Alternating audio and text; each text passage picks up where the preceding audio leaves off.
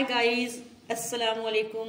आज हम किचन लज्जत में एक बिल्कुल ही नई डिश बना रहे हैं सर्दियों की, और वो है मटर आलू। अपने तरीके से हम बनाएंगे।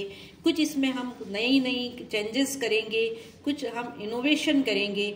आखिर तक वीडियो को देखिए। तो चलिए बनाते हैं। देखिए यहाँ पर मटर आलू जो है हमने कट कर दिए हैं। मटर को छील लिया है और ऐसे ही टुकड़े बनाइएगा। यहाँ पर लिए हैं टमाटो, जिसको के बारीक बारीक काट लिया है, और साथ में है ये ऑनियन है, साइज्ड ऑनियन है।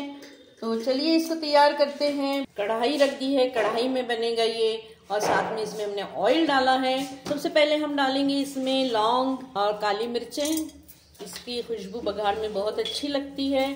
क्रिकल होने देंगे इसको। साथ ही इसमें जाएगा थोड़ा सा दालचीनी, साथ में इसमें जाएगा जीरा 1 टीस्पून, सौंफ जाएगी इसमें, और इसमें जाएगी राई। अब हम इसमें प्याज शामिल करेंगे। प्याज को सौते करेंगे अच्छी तरह से। एक टिप देना चाहूँगी, देखिए प्याज सब्जी जब भी बनाई जाती है तो इसमें प्याज को जो है बहुत ज़्यादा ब्राउन नहीं किया जाता है जैसे गोश्त को किया जाता है, वरना फिर सब्जी भी गोश्त की तरह ही मज़ा देती है, जो हम बिल्कुल नहीं चाह रहे हैं। बीच में थोड़ा थोड़ा चलाते रहेंगे, वरना प्याज जो है एक जगह पे जल जाती है और एक जगह से सफ़ेद रह जाती है। आई थिंक ये हो चुकी है। अब इसमें जाएगा जिंजर गार्लिक पेस्ट। तो देखिए यहाँ पे हमने ये रेडीमेड स्मिथ एंड जॉन्स का थोड़ा सा पेस्ट शामिल कर रहे हैं जिंजर गार्लिक का। अगर आप चाहें तो होममेड भी ले सकते हैं, फ्रेश। इसमें जाएगा टमाटर। सर्दी की खास सब्जी तैयार हो रही है। टमाटर और ऑनियन एंड जो हमने मसाले डाले हैं साबुत, इनको हम अच्छी तरीके से सौते करेंगे। उस वक्त तक हमें चलाना है तब तक कि टमाटोस की जो स्किन है ये नरम न हो जाए। देखिए अच्छी तरीके से टमाटर ने अपनी स्किन छोड़ दी है। अब अगला प्रोसेस शुरू करते हैं। तो अब शामिल करते हैं मटर और आलू।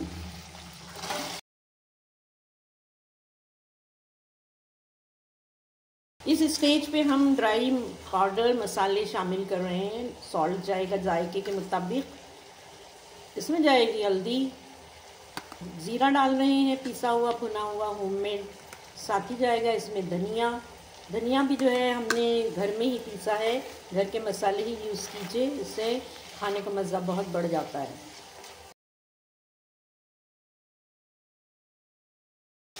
अब आप इसमें जाएगा वाटर। 1 कप वाटर शामिल किया है, क्योंकि हमें अपनी जो सब्जियों को थोड़ा सा गलाना है। ख्याल रहे कि हमें अपनी सब्जियां सिर्फ सॉफ्ट करनी है, बहुत ज़्यादा इसको गलाना नहीं है। मैं बताऊंगी आपको जब ये तैयार हो जाएगा कि कितने स्टेज तक हमें इसे पकाना है। इसे बॉईल लेंगे, और फिर उसके बाद में हम फ्लेम को करेंगे सिम, और इसको हम कवर कर देंगे। देखिए व्यूअर्स, मैंने इसे खोल दिया है।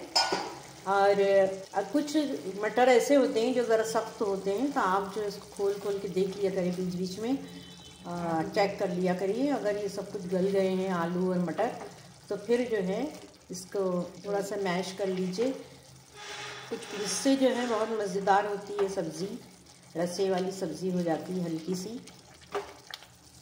ज़्यादा नहीं मसलना है, थोड़े से कुछ पीसेस मसल दीजिए इसके, और फिर अच्छी तरीके से इसको मिक्स कर लीजिएगा।